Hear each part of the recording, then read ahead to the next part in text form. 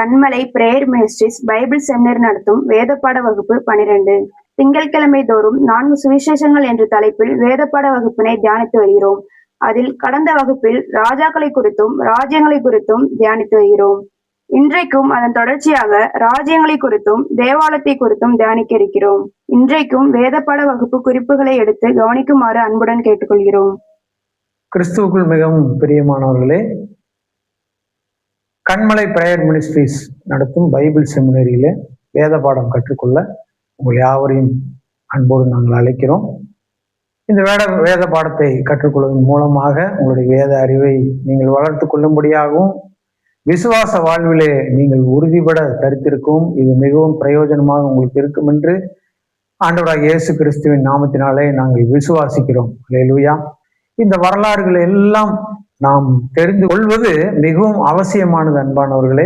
எனவே நீங்கள் இதை ஒரு ஏதோ வரலாறு என்று இதை உதாசீனப்படுத்தி விடாதபடிக்கு ஒவ்வொன்றையும் நாம் கருத்தாய் கற்றுக்கொண்டு அதன் மூலமாக புதிய ஏற்பாட்டை நாம் கருத்தாய் படிக்கும்போது பல ரகசியங்கள், பல அதிசயங்கள், அற்புதங்கள் உங்களுக்கு வெளியிலே வரக்கூடும். அந்த ஒரு கோணத்திலே நீங்கள் படிக்க வேண்டும் என்பதுதான் எங்களுடைய நோக்கம். அது ஆண்டவருடைய திட்டத்தின்படி இப்போது செயல்படுத்தப்பட்டு கொண்டிருக்கிறது. இப்போதும் அன்பானவர்களே, நாம் நிறைவடைந்த பாடத்திலே கடைசியாக நாம் கற்றுக்கொண்ட பாடத்திலே நாம் என்ன பார்த்தோம் என்றால், இந்த 4 சுவிசேஷங்கள் என்ற பாடத்திலே நான் சொல்லுகிறேன். நாம் நேபுகாத்நேச்சாரினுடைய 3 படையெடுப்புகளை பற்றி நாம் தியானித்தோம். எனவே இது ரொம்ப உங்களுக்கு அந்த டீட்டெயிலான ஸ்டடிக்குள்ள நாம போகவில்லை. ஏனென்றால் அது இப்போது உங்களுக்கு குழப்பத்தை ஏற்படுத்தி விடக்கூடும். எனவே மேலோட்டமாக நீங்கள் அதை தெரிந்து கொள்ள வேண்டும். நேபுகாத்நேச்சார் என்ற ஒரு அரசர் இருந்தார். அவர் வந்து தென்பகுதி தேசத்தை அவர் சிறை பிடித்தார் என்று உங்களுக்கு தெரிந்தால் போதுமானது. 3 முறை அவர்கள் படையெடுத்து வந்தார்கள்.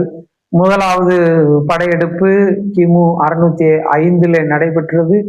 2வது படையெடுப்பானது அது கிமு 597 நடைபெற்றது. 3வது படையெடுப்பானது 586 கிமுவிலே அது நடைபெற்றது.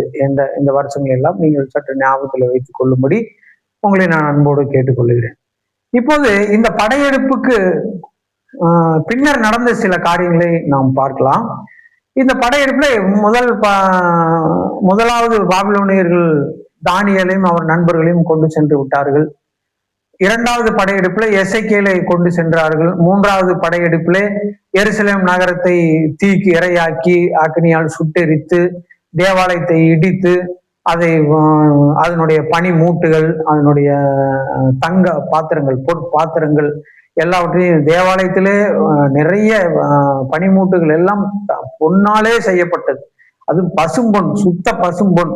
இப்ப நாம உபயோகப்படுத்துகிற தங்கம் எல்லாம் அதுக்கு அந்த காலத்து சாலமோன் ராஜா காலத்து பசும்பொன்னுக்கு கிட்ட கூட வர முடியாது. அந்த மாதிரி ஒரு குவாலிட்டியான ஒரு கோல்டு, அந்த மாதிரி தங்கத்திலே அது செய்யப்பட்டிருக்கும். எனவே அந்த பொருள்களை எல்லாம் கவர்ந்து எடுத்துக்கொண்டு சென்று விட்டார்கள். இப்படியாக இருக்கிற நேரத்திலே இந்த சிறைப்பட்டு போன அந்த தேசத்திலே போய் ஏற்கனவே உங்களுக்கு நான் சொன்னபடி தென் பகுதி தேசத்தை அவர்கள் சிறைபிடித்தார்கள். வடக்கு பகுதி ஏற்கனவே கிமு 722 அது அசிரியர்களால் சிறைபிடித்து முடிந்தது.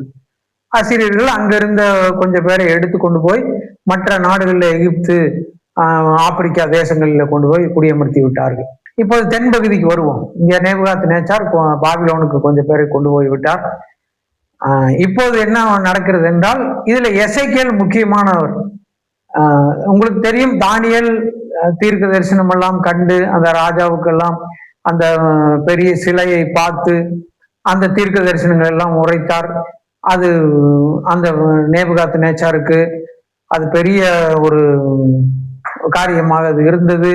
அப்புறம் தானியேல் வந்து ஜெபிக்க கூடாது என்று தடை போட்டார்கள். இது எல்லாமே நமக்கு தெரிந்த விஷயங்கள் தான். நாம் ஏற்கனவே பைபிள்ல பார்த்திருக்கிறோம். இது சாதாரணமாக ஒரு சண்டே கிளாஸ் கதைகள் வழியாகவே நமக்கு சொல்லி கொடுத்திருக்கிறார்கள் சிறு வயதிலிருந்தே. எனவே அதெல்லாம் தெரிந்த விஷயங்கள் தான். ஆனா எசேக்கியேல் பற்றி வெளியே வராத நிறைய தகவல்கள் உண்டு. ஏனென்றால் எசேக்கியேல் புஸ்தகமானது ஒரு கடினமான ஒரு தீர்க்க தரிசன புஸ்தகம். எனவே அதை பெரும்பாலும் நாம் அதை கடந்து போய் விடுவோம். பெரும்பாலும் எல்லாருக்கும் தெரிஞ்சது 37ஆம் அதிகாரம் மட்டும்தான். அது தரிசன பள்ளத்தாக்கு, உலர்ந்த எலும்புகள் உயிரடையுமா என்று கேட்டது மாத்திரம்தான். ஆனால் எசேக்கியேல் அந்த சிறைப்பட்டு போன இடத்துல என்ன காரியம் செய்தார் என்றால், இந்த யூதர்கள் ஒரு குறிப்பிட்ட கால இடைவெளியில, அதாவது வார வாரம் தங்களுடைய தேவனை அவர்கள் தொழுது கொள்ள வேண்டும். அது ஒரு ஓய்வு நாள் நியதி, ஒரு ஓய்வு நாள் கட்டளையாக அது கொடுக்கப்பட்டிருக்கிறது. ஓய்வு நாளை நீ பரிசுத்தமாய் ஆசரிப்பாயாக என்று தேவனால் கட்டளை கொடுக்க, பிரதான கட்டளைகளிலே அது ஒன்றாக அது இருக்கிறது. ஏற்கனவே நாம் அறிந்திருக்கிறபடி பிரதான கட்டளைகள் 10, பிரமாணங்கள், ரூல்ஸ் அண்ட் ரெகுலேஷன்ஸ் என்று சொல்லுவார்கள். அந்த மாதிரி பிரமாணங்கள் 613. எனவே இது எல்லாவற்றையும் அவர்கள் கடைபிடித்தாக வேண்டும். அது ஒன்றிலும் தவற விட மாட்டார்கள். அந்த மாதிரியான ஒரு சூழ்நிலையில அவர்கள் இருக்கும்போது, அந்நிய தேசத்திலே அடிமையாக போன இடத்துல எப்படி வழிபாடு செய்வது, எப்படி பிரார்த்தனை செய்வது? எனவே அவர்கள் என்ன, எசேக்கியேல் இதுக்கு ஒரு தீர்வை கண்டார். இங்கே பலிபீடம் கட்ட முடியாது, ஏனென்றால் பாபிலோனிலே ஏகப்பட்ட விக்கிரகங்கள் நிறைந்த ஒரு தேசம். தொட்டதுக்கெல்லாம் விக்கிரகம். ஒரு குழந்தைகளுக்கு அது ஒரு விக்கிரகம் இருக்கும், வயதானவர்களுக்கு ஒரு விக்கிரகம் இருக்கும், எதுக்கெல்லாமோ விக்கிரகம். எகிப்து மாதிரியான ஒரு நாடுதான் பாபிலோன் என்பது. ஆனால் எகிப்து நாகரிகத்துக்கு முன்பதாகவே இருந்தது. பழமையான அந்த ஏதேன் தோட்டத்துக்கு அப்புறம் வந்த நாகரிகங்களிலே பாபிலோன் முக்கியமான ஒரு நாகரிகமாக கருதப்படுகிறது. மிகவும் பழமையான காரியங்கள். இந்த பாபிலோனியர்கள் ஏகப்பட்ட விக்கிரகங்களை செய்து வைத்து திருமண பக்கமெல்லாம் விக்கிரக கோயிலாகவே இருக்கும். எசேக்கியேல் ஒரு ஏற்பாடை செய்தார். ஒன்று கூடி ஒரு தொழுகை நடத்துவதற்கு, ஒரு ஆராதனை நடத்துவதற்கு ஒரு இடத்தை நாம் தேர்வு செய்வோம். ஆனால் அங்கே பலிபீடம் கட்ட முடியாது, அங்க அனுமதி இல்லை. எனவே இதை நேபுகாத்நேச்சாருடைய கவனத்துக்கு அவர்கள் கொண்டு சென்ற போது, அந்த நேபுகாத்நேச்சார் உங்கள் வழிபாடுகளை நீங்க நடத்தி கொள்ளலாம் என்று அனுமதி கொடுத்தார். அந்த ராஜா அவருக்கு ஒரு அனுமதி கொடுக்க ஒரு மனது இருந்தது. அந்த காரியத்தின்படி அவர்கள் சினகாக் என்று சொல்லப்படுகிற ஜெப ஆலயத்தை எசேக்கியேல் ஏற்படுத்தினார். ஆங்காங்கே அந்த பாபிலோன் தேசத்திலே ஆங்காங்கே எங்கெல்லாம் இந்த யூத மக்கள், இந்த இஸ்ரவேல் ஜனங்கள் இவர்கள் எங்கெல்லாம் இருந்தார்களோ அங்கே அவர்கள் கூடி ஆராதிப்பதற்கு ஒரு இடத்தை அவர்கள் தேர்வு செய்து அந்த இடத்திலே சங்கீதங்களை பாடுவார்கள், அவர்கள் நியாய பிரமாணங்களை வாசிப்பார்கள், தேவனுக்கு ஆராதனை செய்வார்கள். பலி மாத்திரம் அவர்கள் அங்கே செலுத்துவது கிடையாது, அங்கே செலுத்துவதற்கு அனுமதி இல்லை, அவர்களுக்கு அனுமதி வழங்கப்படவில்லை. அப்போ ஜெப ஆலயம் என்பது முக்கியமான ஒரு காரியம். இந்த இடத்துல ஜெப ஆலயம் என்பதே உருவாகிறது. ஏற்கனவே சாலமோன் கட்டின தேவாலயம் அங்கே இருந்தது. அவர்கள் தேவாலயத்தை தான் அவர்கள் பார்த்திருக்கிறார்கள் இதுவரையிலும். ஆனா ஜெப ஆலயம் என்பது ஒரு புது மாதிரியான ஒரு அமைப்பு. அது இட அளவில், பரப்பளவில் சிறியதாக இருக்கும். கொஞ்சம் பேர் தான் அதுல உட்கார்ந்து ஆராதிக்க முடியும். அந்த மாதிரியான காரியங்கள்லாம் இருக்கும். பலி செலுத்த முடியாது, அந்த மாதிரி காரியங்கள் உண்டு. ஆனால் அங்கே அமர்ந்து அவர்கள் 12 வயதுள்ள பிள்ளைகள் எல்லாம் நியாய பிரமாணத்தை கற்றுக்கொள்ள வேண்டும். அந்த விதிகள் எல்லாம் யூதர்களுக்கு உண்டு. இந்த இடத்துல அன்பானவர்களே, நாம் ஒன்றை கவனத்தில் கொள்ள வேண்டும். நான் இங்கே யூதர்கள் என்று குறிப்பிடுவது அந்த யூத கோத்திரத்தை மாத்திரமல்ல, ஒட்டுமொத்த இஸ்ரவேல் ஜனங்களையும் இப்படி சிறைபிடிப்பின் மூலமாக பிடித்து கொண்டு போனவர்கள் யூதர்கள் என்று அழைக்க தொடங்கி விட்டார்கள். இந்த காலகட்டத்திலே தான் மொத்தமாக இவர்கள் கோத்திரமாக சொல்லுவது கிடையாது. இன்றளவும் அந்த இஸ்ரவேல் ஜனங்களை என்னவென்று சொல்வார்கள்? யூதர்கள். ஆங்கிலத்தில் சொல்ல வேண்டும் என்றால் ஜூவிஷ் பீப்புள், ஜூ அப்படின்னு தான் சொல்லுவாங்க. இன்றளவும் அந்த நடைமுறை தொடர்கிறது. ஏனென்றால் கோத்திர ரீதியாக, கோத்திர வாயிலாக அவர்கள் சொல்லுவது கிடையாது. ஆனால் 2 யூதர்கள் சந்திக்கும் போது அவர்களுடைய கோத்திர விவரங்கள் பகிர்ந்து கொள்ளப்படும். நீங்கள் எந்த கோத்திரத்தை சேர்ந்தவர் அப்படியெல்லாம் அவர்கள் பேசிக்கொள்ளுவார்கள். லேவியா, அவர் யூதாவா, அவர் பென்யமீனா, எல்லாம் பேசிக்கொள்ளுவார்கள். அவர்களுக்குள்ளே அதை கண்டுகொள்ள முடியும். எனவே இப்போதும் நீங்கள் யாராவது யூதரை சந்திக்க நேர்ந்தால் அவரை நீங்கள் கேட்கலாம். நீங்கள் யூதாவிலே நீங்கள் எந்த கோத்திரத்தை சேர்ந்தவர் என்று நீங்கள் கேட்டால் அவர்கள் அதுக்கு சரியான பதிலை சொல்லுவார்கள். நாங்கள் இன்னாருடைய கோத்திரத்திலிருந்து வந்தவர்கள் என்று சொல்லுவார்கள். சரி, போகட்டும். இப்போது இந்த ஜெப ஆலயம் என்கிற ஒரு காரியமானது இங்கே எசேக்கியேலால் அங்கே புதிதாக அங்கே நிர்மாணிக்கப்படுகிறது. அந்த ஜெப ஆலயங்களை ஆங்காங்கே ஏற்படுத்தினார்கள். முதலிலே இது ஒரு வீட்டு ஜெப குழுக்களை போன்று இயங்கி வந்தது. நாம கூட அப்படிதான் ஆரம்பிக்கிறோம். ஒரு இடத்துல போய் ஒரு சபையில இருக்கிற ஒரு 10 விசுவாசிகள் கூடி ஒரு வீட்டுல நாம் ஜெப கூட்டத்தை தொடங்குறோம். அப்புறமாக அது அப்படியே வளர்ந்து பெருகும் போது நாளடைவில் அது சபையாக கூட மாறுறதுக்கு நமக்கு நிறைய வாய்ப்புகள் கிடைக்கிறது. பிரேயர் செல் என்று சொல்வார்கள். அதே போலவே அந்த காலங்களிலும் இருந்திருக்கிறது. அந்த ஜெப ஆலயம் என்பது ரொம்ப முக்கியமான ஒரு இது. இங்கே கூட இந்தியாவில கூட கொச்சின் என்கிற இடத்துல அந்த சினகாக் இருக்கிறது. நீங்கள் வாய்ப்பு கிடைத்தால் நீங்கள் அதை நேரில் சென்று வாய்ப்பு இருக்கும்போது நீங்கள் அதை கண்டு நீங்கள் பார்த்து விட்டு வரலாம். அங்கே அவர்கள் உபயோகப்படுத்துகிற பொருள்கள், அந்த வேதாகமத்தினுடைய பிரதிகள், எபிரேய வேதாகம பிரதிகள் எல்லாமே அங்கே உண்டு.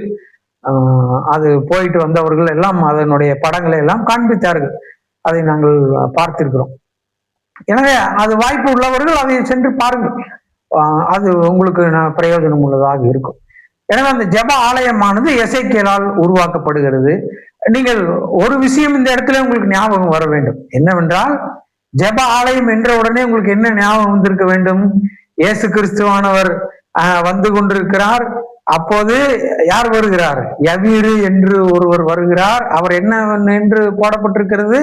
ஜெப ஆலய தலைவனாகிய யவீரு என்பவர். இப்ப அந்த ஜெப ஆலயம் என்பது உங்களுக்கு விளங்கி விட்டது அல்லவா, எப்படி உருவானது என்று. இனி நீங்கள் அந்த பகுதியை நீங்கள் படிக்கும் போது அந்த அந்த ஜெப ஆலய தலைவனுடைய மகளை எழுப்ப அவர் நடந்து போகும்போதுதான் அந்த பெரும்பாலுள்ள ஸ்திரீ வந்து அவருடைய வஸ்திரங்களை எல்லாம் அந்த அம்மா தொடுகிறார்கள். அவர்களுக்கு சுகம் கிடைக்கிறது. அது ஒரு அற்புதம், நல்ல ஒரு ஒரு அருமையான காட்சி அமைப்பு. அந்த அருமையாக அதை வந்து லூக்கா சுவிசேஷகர் நல்ல விளக்கி எழுதியிருக்கிறார்.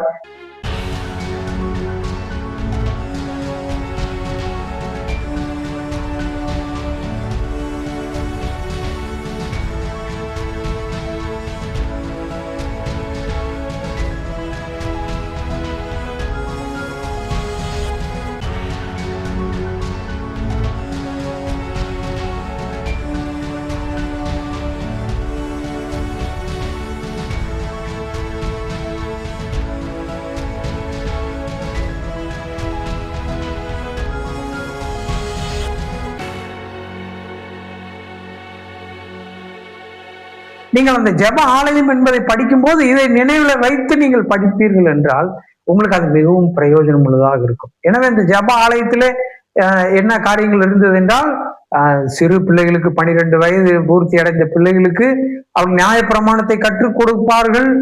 அப்புறம் ஓய்வு நாள் தோறும் யூதர்களுக்கு சனிக்கிழமை தான் ஓய்வு நாள், சாபத் டே என்று சொல்வார்கள்.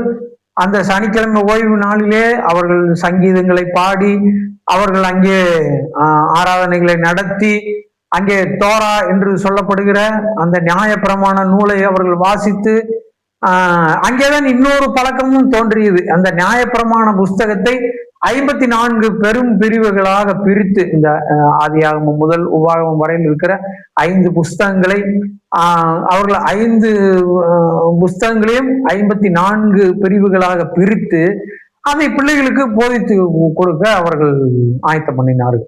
இப்படியாக அன்பானவர்களே, அந்த ஜெப ஆலயம் என்கிற ஒரு அமைப்பு அங்கே எசேக்கியேல் என்பவர் தீர்க்கதரிசியினாலே உருவாக்கப்படுகிறது. இதை நாம் நினைவிலே கொள்ள வேண்டும். இது எல்லாம், இந்த விவரங்கள் எல்லாமே வேதாந்தத்தில் முழு விவரமாக நமக்கு கொடுக்கப்படவில்லை என்றாலும் இது சரித்திர காரியங்கள் இதில் இடம்பெற்றிருக்கிறது. சரித்திர நூல்களிலே, பாபிலோனிய ஏடுகளிலே எல்லாம் எழுதப்பட்டிருக்கிறது. இப்படியாக ஜெப ஆலயமானது உருவாக்கப்பட்டு அங்கே யூதர்களுடைய தொழுகைகள், அதாவது ஆராதனைகள் எல்லாம் அங்கே ஒழுங்கும் கிரமமாக மறுபடியும் நடைபெற ஆரம்பிக்கிறது. அவர்கள் தேவனை தொழுது கொள்ள ஆரம்பித்தார்கள். எனவே இப்படியாக அந்த ஆராதனைகள் தடையின்றி நடக்க தொடங்கினது. அது எல்லாமே ஒரு தேவ கிருபை. அடிமை நாட்டில இருந்து இப்படி ஒரு வாய்ப்பு கிடைப்பது என்பது ஒரு பெரிய விஷயம்தான். அன்பானவர்களே, இன்னொரு காரியமும் நாம் இங்கே தெரிந்து கொள்ள வேண்டும். இந்த தேவாலயத்தினுடைய சரித்திரத்தை நாம் முழுமையாக தெரிந்திருந்தால் தான் ஆண்டவராக இயேசு கிறிஸ்துவனுடைய சுவிசேஷத்திலே நாம் அது எங்கெல்லாம் வருகிறதோ அதை நாம் உணர்ந்து அதை படிக்க முடியும். அந்த தேவாலயத்தினுடைய மகிமை என்ன, அதனுடைய பெருமைகள் என்ன, அது எல்லாம் நாம் தெரிந்து வைத்திருக்க வேண்டும். எனவே இப்போ நம் தேவாலயத்தை குறித்ததான சரித்திரத்தை கொஞ்சம் நாம் சுருக்கமாக நாம் பார்க்கலாம். ஒரு வசனத்தை நாம் வாசிக்க கேட்போம். 1 ராஜாக்கள் 6ஆம் அதிகாரம் 38வது வசனம். 1 ராஜாக்கள் 6ஆம் அதிகாரம் 38வது வசனத்தை நாம் வாசிக்க கேட்போம். 1 ராஜாக்கள் 6:38. 11ஆம் வருஷம் பூல் என்னும் 8ஆம் மாதத்திலே அந்த ஆலயம் முழுவதும் சகல சட்டத்திட்டத்தின்படியே ஒரு பங்கும் குறையாமல் கட்டி தீர்ந்தது. அவன் அதை கட்டி முடிக்க 7 வருஷம் சென்றது. இப்போ வாசிக்க கேட்ட வசனத்தின்படி சாலமோன் ராஜா அந்த ஆலயத்தை கட்டி முடிக்க 7 வருஷம் ஆனது. 7 வருஷங்கள் அதை டைம் எடுத்து அந்த ஆலயத்தை உருவாக்கினார். நமக்கு ஏற்கனவே படித்திருக்கிறோம். தாவீது ராஜா ஆலயத்தை கட்டுவதற்கு ஆண்டவரிடத்துல கேட்டார். ஆனால் உன்னுடைய கரங்கள் இரத்த கரை படிந்த கரங்கள் என்று சொல்லி ஆண்டவர் அதை வேண்டாம் என்று மறுத்து விட்டார். எனவே தாவீது ராஜா அந்த இடத்துல சற்று மனமடிவானார். ஆனாலும் அவர் என்ன செய்தார் என்றால், தேவன் என்னை ஆலயத்தை கட்ட வேண்டாம் என்றுதான் சொன்னார், ஆனால் ஆலயத்துக்கு பொருட்களை சேர்த்து கொடுக்க வேண்டாம் என்று சொல்லவில்லை என்று சொல்லி டன் கணக்கில் தங்கம், வெள்ளி, விலையுயர்ந்த கற்கள், மரங்கள் உள்ளிட்ட ஏகப்பட்ட பொருள்களை சாலமோனுக்கு அவர் சேர்த்து வைத்து விட்டுத்தான் தாவீது ராஜா இந்த உலக வாழ்க்கையை முடித்தார். அப்படிப்பட்ட காரியத்தை எல்லாம் அந்த தாவீது ராஜா சேர்த்து வைத்த எல்லா பொருள்களையும் கொண்டு மற்ற வெளி நாடுகளில் இருந்தும் சாலமோனுக்கு ஏகப்பட்ட பொருள்கள் அங்கே வந்து குவிந்தது. எனவே இந்த பொருள்களை எல்லாம் வைத்து அவர் நேர்த்தியாக அந்த ஆலயத்தை, தேவாலயத்தை மகிமையாய் அவர் 7 வருஷம் அதை டைம் எடுத்து கட்டி முடித்தார் சாலமோன். அந்த ஆலயத்தினுடைய மகிமை பயங்கரமாக பெரியதாக இருந்தது. அங்கே சாலமோன் 1000 சர்வாங்க தகன பலிகளை செலுத்தின போது அங்கே தேவ மகிமை பலமாய் இறங்கி வந்தது. இந்த ஸ்தலத்திலே செய்யப்படுகிற எல்லா வேண்டுதலுக்கும் என் செவிகள் திறந்திருக்கும் என்று தேவன் வாக்கு கொடுத்தார். அது அந்த ஆலயத்துடைய மகிமை அது சொல்லவே முடியாது அன்பானவர்களே. அதை விவரிக்க முடியாது. அப்படி ஒரு மகிமை. அது முந்தின ஆலயம். அது மகிமையிலே மிகவும் சிறந்ததாக இருந்தது. பூமியிலே தேவன் இறங்கின மகிமை அந்த அளவுக்கு வேற எந்த இடத்துலயுமே தன்னுடைய மகிமை அவர் வெளிப்படுத்துவதில்லை.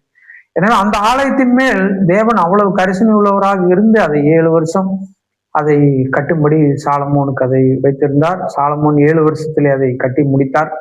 சாலமோன் காலத்துக்கு பிறகு நாம் ஏற்கனவே இப்போதுதான் படித்தோம். நேபுகாத் நேச்சரால் அது 3வது படையெடுப்புல கிமு 586 அந்த தேவாலயமானது இடிக்கப்பட்டு எருசலேம் நகரம் தீ வைத்து கொளுத்தப்பட்டது. இந்த ஆலயத்தையும் தீ வைத்து கொளுத்தி விடுவார்கள். என்ன காரியம் என்றால், ஏன் ஆலயத்தை தீ வைக்கிறாங்க என்றால், அது சுவரில் எல்லாம் தங்கத்தை வைத்து பூசி வைத்திருப்பார்கள்.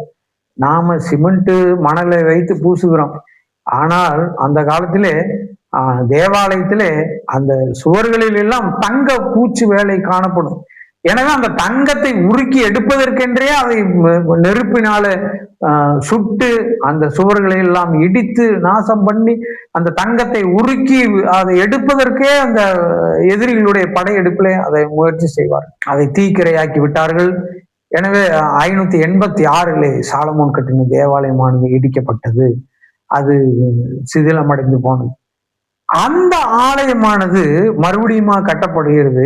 எப்போது என்று கேட்டால், இந்த 586 இவர்கள் பாபிலோனுக்கு எல்லாம் கொண்டு போகப்பட்டார்கள். அப்புறமாக நேபுகாத் நேச்சாரனுடைய ஆட்சி முடிவுக்கு வருகிறது. அவருடைய பேரன் வரையில் ஆட்சியில் இருந்தார்கள். அப்புறமாக மேதியா பெர்சியா ராஜ்யங்கள் உருவானது. அந்த அரசர்கள் எல்லாம் வந்தார்கள். அதுல கோரேஸ் என்பவர் ரொம்ப முக்கியமானவர். இந்த கோரேஸை பற்றி உங்களுக்கு தெரியும், ஏற்கனவே ஏசாயாவுல ஒரு வசனம் இருக்கிறது. ஏசாயா 44:28. கோரேசை குறித்து, அவன் என் மேய்ப்பன், அவன் எருசலேமை நோக்கி நீ கட்டப்படு என்றும் தேவாலயத்தை நோக்கி நீ அஸ்திபாரப்படு என்றும் சொல்லி எனக்கு பிரியமானதையெல்லாம் நிறைவேற்றுவான் என்று சொல்லுகிறவர் நான். ஏசாயா 45:4. வெண்கல கதவுகளை உடைத்து இருந்த தாழ்பால்களை முறித்து அந்தகாரத்தில் இருக்கிற பொக்கிஷங்களையும் ஒளிப்பிடத்தில் இருக்கிற புதையல்களையும் உனக்கு கொடுப்பேன். நான் என் தாசனாகிய யாக்கோபின் நிமித்தமும் நான் தெரிந்து கொண்ட இஸ்ரவேலின் நிமித்தமும் நான் உன்னை பெயர் சொல்லி அழைத்து நீ என்னை அறியாதிருந்ததும் உனக்கு நாமம் தரித்தேன்.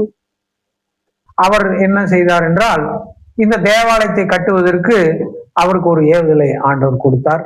அதன்படியாக கிமு 538 அவர் ஒரு உத்தரவை பிறப்பிக்கிறார். நீங்கள் ஆலயம் கட்டுவதற்கு நீங்கள் போகலாம். சுமார் 43,000 பேர், 43,000 இஸ்ரவேலர்கள், அதாவது இவர்கள் பிடித்து வந்தது தென்பகுதி இஸ்ரவேல் மக்களை. அதிலே லேவியர்கள் உண்டு, யூதர்கள் உண்டு, பென்யமீன் கோத்திரத்தார் உண்டு. இந்த 3 கோத்திரங்களையும் சேர்த்து 43,000 பேர் புறப்படுவதற்கு அவர் அனுமதி கொடுத்தார். எஸ்ரா 2:64-65. சபையார் எல்லோரும் ஏகத்திற்கு 42,360 பேராய் இருந்தார்கள். அவர்களை தவிர 7,337 பேரான அவர்களுடைய வேலைக்காரரும் வேலைக்காரிகளும் 200 பாடகரும் பாடகிகளும் அவர்களுக்கு இருந்தார்கள். அடுத்த 2 வருடங்களிலே அவர்கள் புறப்பட்டு 536 அங்கே எருசலேம் வந்து சேர்கிறார்கள். அவர்களே முக்கியமானவர்கள். அதுக்கு தலைமை தாங்கி அந்த ஒரு காரியத்தை நடப்பித்தவர் யார் என்றால் செருபாபேல் என்கிற ஒருவர். அந்த செருபாபேலினுடைய தலைமையிலே வந்த யூதர்கள் தான் இந்த 2ஆம் ஆலயத்தை கட்ட ஆரம்பித்தார்கள். இந்த 2ஆம் ஆலயத்தை அவர்கள் கட்டுவதற்கு தொடங்குகிறார்கள். கிறிஸ்துவுக்கு முன் 536வது வருடத்திலே இந்த காரியமானது நடைபெறுகிறது. கோரேசினுடைய உத்தரவுப்படி அவர்கள் வருகிறார்கள். அந்த ராஜாக்கள் எல்லாம் புறஜாதிகளாக இருந்தாலுமே இஸ்ரவேலின் தேவன் மேல் அவர்கள் பற்று கொண்டிருந்தார்கள். எனவே அந்த தேவனுடைய கட்டளைக்கு அவர்கள் இணங்க அவர்கள் செயல்பட்டார்கள். எனவே இந்த ஆலயமானது கட்ட துவங்கப்படுகிறது. செருபாபேல் என்பவருடைய தலைமையில வருகிறார்கள். அவருக்கு உடன் வந்தவர்கள் முக்கியமானவர் பிரதான ஆசாரியனாகிய யோசுவா என்பவர். யோசுவா. ஆகாய் 2:4. ஆனாலும் செருபாபேலே நீ திடன்கோல் என்று கர்த்தர் சொல்லுகிறார். யோத்சதாக்கின் குமாரனாகிய யோசுவா என்னும் பிரதான ஆசாரியனே நீ திடன்கோல். தேசத்தின் எல்லா ஜனங்களே நீங்கள் திடன் கொள்ளுங்கள், வேலையை நடத்துங்கள் என்று கர்த்தர் சொல்லுகிறார். நான் உங்களுடனே இருக்கிறேன் என்று சேனைகளின் கர்த்தர் சொல்லுகிறார். இந்த இடத்துல ஒன்றை நீங்கள் ஞாபகத்தில் வைத்துக் கொள்ள வேண்டும். அந்த மோசேவோடு இருந்த யோசுவா அல்ல இங்க வந்தது. அவர் மோசேவோடு இருந்தவர், அது இன்னும் 1000 வருஷத்துக்கு முன்னாடி. அது வேற, அவர் வேற, இவர் வேற. யோசுவா இவர் வந்து பிரதான ஆசாரியனாகிய யோசுவா. பெயர் ஒன்றாக இருந்தாலும் இவர் வேறு. இவர் பல 1000 வருஷங்களுக்கு பின்னால வருகிறவர். அப்ப தலைமை தாங்கியவர் செருபாபேல், அவர் உடன் வந்தவர் பிரதான ஆசாரியனாகிய யோசுவா என்பவர். அப்புறம் ஒரு இளம் தீர்க்கதரிசி வருகிறார். அவர் பெயர் ஆகாய் தீர்க்கதரிசி. ஆகாய் உங்களுக்கு எல்லாருக்கும் நன்றாக தெரிந்தவர். இதோ நான் உன்னை முத்திரை மோதிரமாக வைப்பேன் என்று ஒரு வாக்கு தத்தம் எல்லாம் வாசித்திருப்பீர்களே, அந்த தீர்க்க தரிசனத்தை சொன்ன ஒரு தீர்க்கதரிசியும் உடன் வருகிறார், இளம் வாலிபனாக. இவர்கள் எல்லாம் வந்து கிறிஸ்துவுக்கு முன் 536 இந்த வேலையை துவங்குகிறார்கள். கிட்டத்தட்ட எத்தனை வருடங்கள் கணக்கு போட்டு பார்த்தால் 586 ஆலயம் இடிக்கப்படுகிறது. 536 இவர்கள் வருகிறார்கள். ஏறத்தாழ ஒரு 50 வருடங்கள் அந்த ஒரு இடிக்கப்பட்ட ஒரு ஆலயம் எப்படி இருக்கும் என்று கற்பனை பண்ணி பாருங்க. இடிக்கப்பட்டதே ஒரு இடிபாடுகளாகத்தான் இருக்கும். 50 வருஷங்களிலே இங்கே குடியிருக்கிறவர்களோ வயதானவர்கள், ஒன்றுக்கும் உதவாதவர்களைத்தான் விட்டு சென்றிருக்கிறார்கள். அங்கே எரேமியாவை அங்கே விட்டு போய்விட்டார்கள் பாபிலோன்காரர்கள். எனவே இங்க இருக்கிறவர்களால ஒன்றும் செய்ய முடியவில்லை. அவங்களுக்கு பொருள் உதவி மற்றும் ஆள் பலம், மேன் பவர் எதுவுமே கிடையாது. எனவே அவர்கள் ஒன்று செய்யாமல் அப்படியே போட்டு வைத்திருந்தார்கள். அந்த இடத்துல மரங்கள் எல்லாம் முளைத்து 50 வருடங்கள் கழித்து போய் பார்த்தால் எப்படி இருந்தது என்றால், செருபாபேல் தலைமையில வந்த டீம் அவங்க போய் பார்த்தாங்க. அப்ப எப்படி இருந்தது என்றால், எல்லாம் மரம் எல்லாம் முளைத்து அந்த இடமே அடையாளம் தெரியாமல், முதலாவது அந்த இடத்தை அடையாளம் காண்பதே பெரிய விஷயமாக இருந்திருக்கும் என்று நான் நினைக்கிறேன். இப்போது ஒரு இடத்தை நீங்கள் வாங்கி போட்டுவிட்டு 50 வருடங்கள் கழித்து அந்த இடத்தை நீங்கள் தேடி பிடிக்க முடியுமா? அந்த ஏரியா எப்படி மாறி இருக்கும் பார்த்துக்கோங்க. இந்த காலத்துல நவீன வசதிகள் உள்ள காலத்திலேயே அப்படி நம்ம சிரமப்படுவோம் அந்த இடத்தை தேடுவதற்கு. அப்படியாக கஷ்டப்பட்டு அந்த இடத்தை கண்டுபிடித்து 43,000 பேரை கொண்டு இந்த வேலைகள் துவங்குகிறது. தேவனுடைய நாமம் மகிமைக்கென்று அந்த ஆலயம் கட்ட துவங்கப்படுகிறது. ஆனால் 2 வருடத்திலே அந்த வேலை நிறுத்தப்படுகிறது. நின்று போனது என்றே சொல்ல வேண்டும். ஏனென்றால் இந்த 536 வந்த யூதர்கள் ஒன்றை சிந்தித்தார்கள். அங்க இருக்கிற மரங்களை எல்லாம் வெட்டி வீழ்த்தி விட்டு ஆலயத்துக்கான இடத்தை எல்லாம் சுத்தம் பண்ணி அவங்களுக்கு ஏறக்குறைய அதுக்கே 2 வருஷம் ஆயிருக்கும் என்று நான் நினைக்கிறேன். அந்த வேலையெல்லாம் முடித்த உடனே இவர்கள் ஒன்றை சிந்தித்தார்கள். இந்த 43,000 பேரும் இப்போது ஆலயம் கட்ட துவங்குகிறோம், இது கட்டி முடித்து விட்டு நம்முடைய குடும்பத்தை எல்லாம் இங்கே அழைத்து கொண்டு வருவோம். வந்தால் இங்கே நமக்கு எங்க தங்குவதற்கு வீடு? எனவே நாம் நம்முடைய வீடுகளை முதல்ல கட்டுவோம். நம்ம இடங்கள் எல்லாம் இன்னும் அப்படியே இருக்கிறதா என்று வந்த ஒவ்வொருத்தனும் அவனவன் வீட்டை தேடி பிடிக்க கிளம்பி விட்டான். அவனவன் வீட்டை தேடுவதற்கு அவன் சொந்த இடத்துக்கு புறப்பட ஆரம்பித்து விட்டார்கள் எல்லாம். அல்லது புதிய இடத்திலாவது இப்ப எப்படி ஒரு புறம்போக்கு நிலத்திலேயாவது ஒரு குடிசையை போடுவார்கள், அப்புறமா ஒரு கட்டடத்தை கட்டி விடுவார்கள், அப்புறம் பட்டா வாங்கி விடுவார்கள். அந்த மாதிரி தான் அந்த காலத்திலேயும் இப்படி ஒரு முயற்சி. 2 வருஷங்கள் ஆலயத்தை கட்டி மும்முரமாக இருந்தார்கள். அப்புறம் பார்த்தா என்னாச்சு? இந்த மாதிரி காரியங்கள் அவர்கள் என்ன ஓட்டத்திலே வந்த உடனே அவர்கள் சிந்தைகளை அது தடுத்ததாலே அது தடைபட்டு ஆலயத்தினுடைய காரியங்கள் நின்று போய் 2 வருடங்களிலே 536 தொடங்கின வேலை 534 அது நின்று போய் சில காலங்கள் அது செருபாபேல் யோசுவா ஆகாய எல்லாம் அவங்களுக்கு ரொம்ப பிரச்சனையாகவே மாறி போனது. அப்புறம் மறுபடியும் இவர்கள் போய் ஒவ்வொருத்தராக கூப்பிட்டு கொஞ்சம் பேரை வைத்து கட்டுவது, அப்புறம் ஆள் பலம் இல்லாதனால வேலைகள் தாமதமாக நடக்கிறது. அப்புறம் போய் மறுபடியும் சொல்லி சொல்லி சொல்லி சொல்லி ஒவ்வொருத்தராக சொல்லி அவர்களுக்கு புத்தி சொல்லி கூட்டிட்டு முதல்ல ஆலயத்தை கட்டுவோம், அப்புறம் குடும்பத்தை கூட்டிட்டு வர்றதை பத்தி அப்புறமா யோசிப்போம். எனவே உங்களுக்கான நிலங்கள் கண்டிப்பாக கொடுக்கப்படும் என்ற வாக்குறுதி எல்லாம் கொடுத்து, அப்புறமாக நீங்கள் நல்ல கேதுரு மரங்களை எல்லாம் வைத்து நீங்கள் நல்ல வீடுகளை கட்டி நீங்கள் வாசம் பண்ணலாம் என்று வாக்குறுதிகள் எல்லாம் கொடுத்து கொடுத்து கொடுத்து நிறைவாக இந்த 536 தொடங்கின வேலை 516 அது நிறைவடைகிறது. 516 அது நிறைவடைகிறது. அந்த ஆலயத்தினுடைய கட்டுமானங்கள் அது நிறைவடைகிறது என்றால் அங்கே ஒரு பலிபீடம் கட்டி அங்கே ஆராதனை நடத்துகிற அளவுக்கு அதை நிறைவு செய்து விட்டார்கள். இன்னும் முழுமை அடையவில்லை, ஆனால் ஆராதனை தொடங்கலாம். இன்னும் நிறைய வேலைகள் பாக்கி இருக்கிறது, அலங்காரமான வேலைகள், அந்த நிறைய தேவாலயத்தினுடைய அந்த ஒரு அழகுபடுத்துகிற அந்த வேலைகள் எல்லாம் நிறைய இன்னும் அது மீதம் இருக்கிறது. மறுபடியும் அதையும் செய்ய வேண்டும் அவர்கள். ஆனால் இந்த காரியத்திலே அவர்கள் ஒரு ஆலயத்தை தயார் செய்து விட்டார்கள்.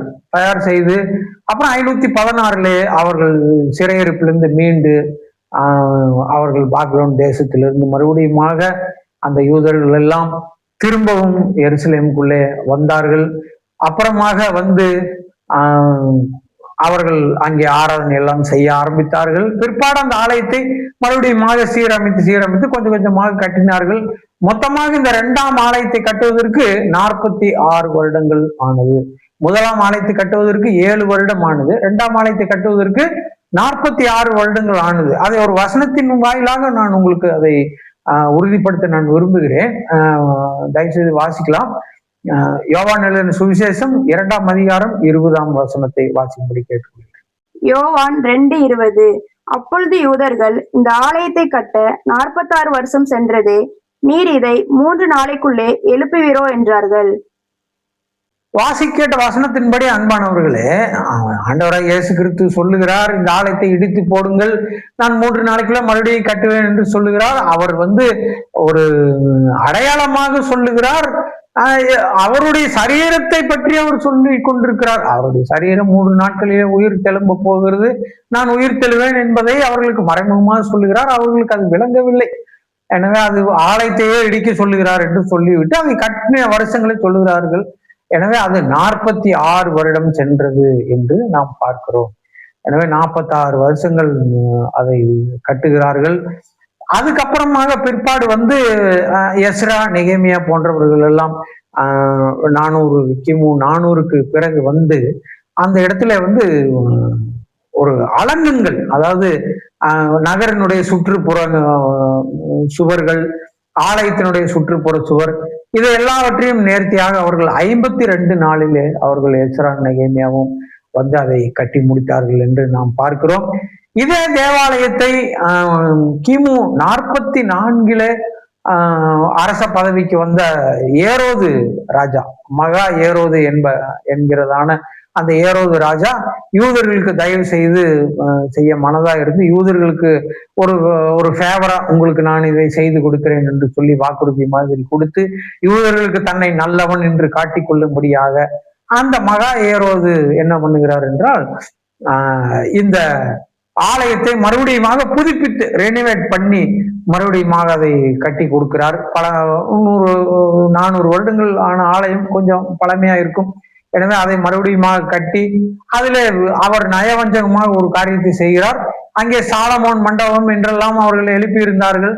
அதுல ஏரோதின் மண்டபம் என்று ஒன்றை இந்த ராஜா கட்டிவிட்டார், தன்னுடைய பேர்ல ஏரோதின் மண்டபம் என்று. இந்த சாலமோன் மண்டபம் எல்லாமே நீங்கள் புதிய ஏற்பாட்டில் நீங்கள் வாசிக்கலாம். சுவிசேஷத்திலே இயேசு கிறிஸ்துவானவர் சாலமோன் மண்டபத்திலே உலாவி கொண்டிருந்தார் என்கிற வசனம் எல்லாம் வரும். அந்த சாலமோன் மண்டபத்திலே தான் அறிஞர்கள் உட்கார்ந்து அவர்கள் அங்கே வேத பிரமாணங்களை, நியாய பிரமாணங்களை பற்றி விவாதிப்பார்கள். அதில் எழும் சந்தேகங்களை கேட்டு விளக்கம் அளித்து கொண்டிருப்பார்கள்.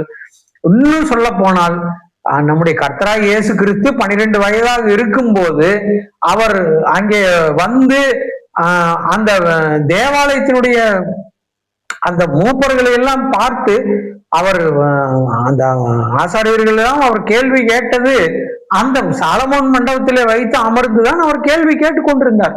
அவர் கேட்கிற கேள்விகளை பார்த்து அவர்கள் மிகுந்த ஆச்சரியப்பட்டார்கள். எனவே அந்த தேவாலயம் என்பது இயேசு கிறிஸ்துவின் காலம் வரைக்குமே அந்த ஆலயம் தான் இருந்தது. எனவே இதை நீங்கள் கருத்தாய் மனதில் கொள்ளும்படி உங்களை நான் அன்போடு கேட்டுக்கொள்கிறேன். அந்த ஏரோது யார், அவர் என்ன வம்சத்தை சேர்ந்தவர், எத்தனை ஏரோதுக்கள் இருந்தார்கள் என்று நாம் பிறகு வருகிற வகுப்புகளிலே நாம் விரிவாக நாம் கற்றுக்கொள்ளலாம். இதுதான் இந்த எருசலேம் தேவாலயத்தினுடைய ஒரு சுருக்கமான வரலாறு. எனவே இது மிகவும் உங்களுக்கு பிரயோஜனம் உள்ளதாக இருந்திருக்கும் என்று நாங்கள் கர்த்தருக்குள் விசுவாசிக்கிறோம். முதலாவதாக நாம் பார்த்தோம், எசேக்கியேல் என்பவர் அங்கே சினகாக், அதாவது ஜெப ஆலயம் என்கிற அமைப்பை அங்கே பாபிலோன்ல ஏற்படுத்துகிறார். அது சுவிசேஷங்கள்ல வருகிறது. அங்கே நியாயப்பிரமாணம் போதிக்கப்படுகிறது சிறு பிள்ளைகளுக்கு. மறுபடியுமாக அங்கே சங்கீதங்கள் பாடப்படுகிறது, தேவனுக்கு ஆராதனை செலுத்தப்படுகிறது என்பதை பார்த்தோம். மீண்டுமாக நம்ம தேவாலயத்தினுடைய வரலாறு, சாலமோன் 7 வருடத்திலே கட்டினார். மறுபடியுமாக செருபாபேல் தலைமையிலே யோசுவா என்னும் பிரதான ஆசாரியன் துணைக்கு வந்தார், ஆகா என்னும் தீர்க்கதரிசி வந்தார். இவர்களெல்லாம் சேர்ந்து கோரேசனுடைய காலத்திலே கிமு 536 மறுபடியுமாக பாபிலோனிலிருந்து எருசலேமுக்கு அந்த ஆலயத்தை கட்டினார்கள். அது தடைப்பட்ட காரியமாக இருந்தாலும் மறுபடியுமாக அது கட்டி முடிக்கப்பட்டது. அது 516 அது நிறைவடைந்தது. மக்கள் சந்தோஷமாக அங்கே தேவனுக்கு பலியிட்டு ஆராதனை செலுத்தினார்கள். மீண்டுமாக அதனுடைய எல்லா காரியமும் முடிவடைவதற்கு 46 வருடங்கள் சென்றது என்று நான் உங்களுக்கு வசனத்தின் வாயிலாகவே நான் விளக்கி சொல்லியிருக்கிறேன். கர்த்ததாமே இந்த காரியங்களை உங்களுக்கு ஆசீர்வாதமாக்கி தருவாராக. இதை நினைவில கொண்டு நீங்கள் புதிய ஏற்பாட்டை வாசிக்கும்படி நான் உங்களை அன்போடு நான் கேட்டுக்கொள்கிறேன். இவ்வளவு நேரம் பொறுமையாக கேட்ட உங்கள் அனைவருக்கும் எங்கள் மனமார்ந்த நன்றிகள். கர்த்தர் உங்கள் அனைவரையும் ஆசீர்வதிப்பாராக. மீண்டுமாக மற்றொரு பாடத்திலே உங்களை சந்திக்கிறோம். God bless you all. கிறிஸ்துவுக்குள் பிரியமானவர்களே, இன்றைய 12ஆம் வேதப்பாட பகுதி உங்களுக்கு பிரயோஜனமாய் இருக்கும் என்று விசுவாசிக்கிறோம். இப்பொழுது கேட்கப்படுகிற கேள்விகளுக்கு கீழே கொடுக்கப்பட்டுள்ள வாட்ஸ்அப் எண்ணிற்கு பதிலை அனுப்பி வையுங்கள். முதலாம் கேள்வி, நேபுகாத் நேச்சார் எருசலேம் நகரத்தின் மீது எடுக்கப்பட்ட முதலாம் படையெடுப்பு, இரண்டாம் படையெடுப்பு, மூன்றாம் படையெடுப்பு எந்த காலகட்டத்தில் நிகழ்ந்தது? முதலாம் கேள்வி, நேபுகாத் நேச்சார் எருசலேம் நகரத்தின் மீது எடுக்கப்பட்ட முதலாம் படையெடுப்பு, இரண்டாம் படையெடுப்பு, மூன்றாம் படையெடுப்பு எந்த காலகட்டத்தில் நிகழ்ந்தது? இரண்டாம் கேள்வி, சினகாக் என்று சொல்லப்படுகிற ஜெப ஆலயத்தை ஏற்படுத்தியது யார்? இரண்டாம் கேள்வி, சினகாக் என்று சொல்லப்படுகிற ஜெப ஆலயத்தை ஏற்படுத்தியது யார்? மூன்றாம் கேள்வி, இரண்டாம் தேவாலயம் கட்டப்படும்படி உதவிய ராஜா யார்? மூன்றாம் கேள்வி, இரண்டாம் தேவாலயம் கட்டப்படும்படி உதவிய ராஜா யார்? இப்பொழுது கேட்கப்பட்டுள்ள கேள்விகளுக்கு கீழே கொடுக்கப்பட்டுள்ள வாட்ஸ்அப் எண்ணிற்கு பதிலை அனுப்பி வையுங்கள். கர்த்தர் உங்களை ஆசீர்வதிப்பாராக.